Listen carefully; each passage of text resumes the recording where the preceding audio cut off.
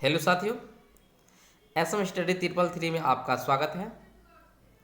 साथियों, आज हम बात करेंगे औसत की क्लास 4 संबंधी क्वेश्चन के बारे में जो काफ़ी महत्वपूर्ण होते हैं।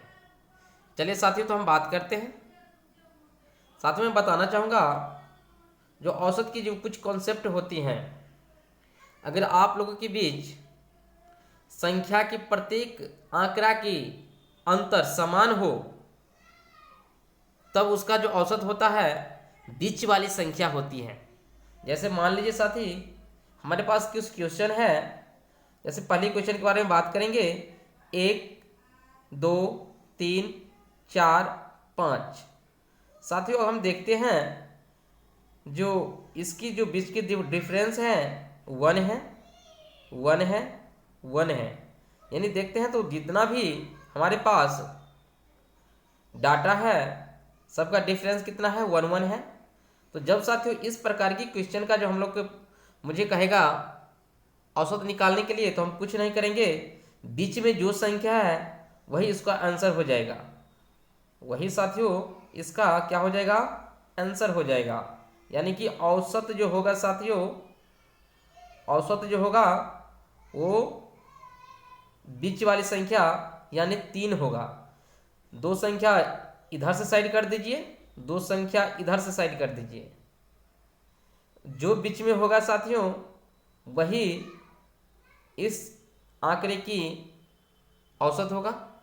चलिए साथियों, तो हम चलते हैं क्वेश्चन 2। देखिए साथियों, एकदम आसान है। 1 2 3, 1 2 3 के बीच का जो औसत कहेगा साथियों, तो बीच में कौन है, तो 2 है, 2 ही इसका औसत हुआ साथियों। ओके साथियों, यानी कि लगातार संख्या जो रहेगा साथियों, उसका जब औसत कहेगा निकालने के लिए, तो जो संख्या बीच में होगी वही संख्या इस आंकड़े की औसत होगा। अगर साथियों अगर फॉर्मूले के अनुसार भी निकालेंगे तो इसको जोड़िए, तो 2 और 1 3 हुआ, और 3 6 हुआ, और 6 में अगर हम भाग देंगे 3 से तो काटेंगे तो कितना हो जाएगा, 2। इसीलिए साथियों इतना परेशान होने की कोई ज़रूरत नहीं है। डायरेक्ट आप समझ लीजिए, जो आंकड़ा हो लगातार संख्या में, तो जो बीच में होगी वही संख्या क्या होगी, उसका एवरेज होगी। ओके साथियों, तो चलिए क्वेश्चन नंबर 3 की बात करते हैं। क्वेश्चन नंबर 3 क्या है, 1 2 3 4 5 6। चलिए साथियों, पिछले वाली क्वेश्चन में जो थी साथियों, देखियो 1 2 3 4 5 यानी 5 तो थी, तो बीच में हो गया। इस बार क्या है साथियों, तो 1 2 3 4 5 6। आप कहेंगे इसमें क्या होगा साथियों, तो देखिए साथियों इसमें क्या होता है। सबसे पहले क्या कीजिए, साइड कर दीजिए। तो 2 इधर से साइड कर दीजिए, 2 इस साइड से साइड कर दीजिए। जब दो संख्या इस साइड से साइड करेंगे, दो संख्या इस साइड से साइड करेंगे, तो बीच में क्या होता है साथियों, तो बीच में तो होता है 3 और 4।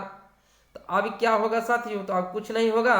देखिए क्या होगा, 3 और 4 को जोड़ दीजिए तो 7 होगा, और उसमें भाग दे दीजिए 2 से, तो 3.5 हो गया साथियों।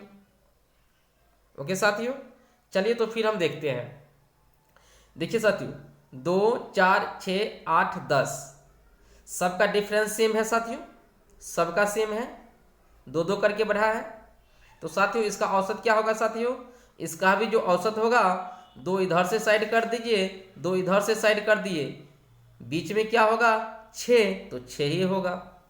ओके साथियों, इसी प्रकार फिर देखिए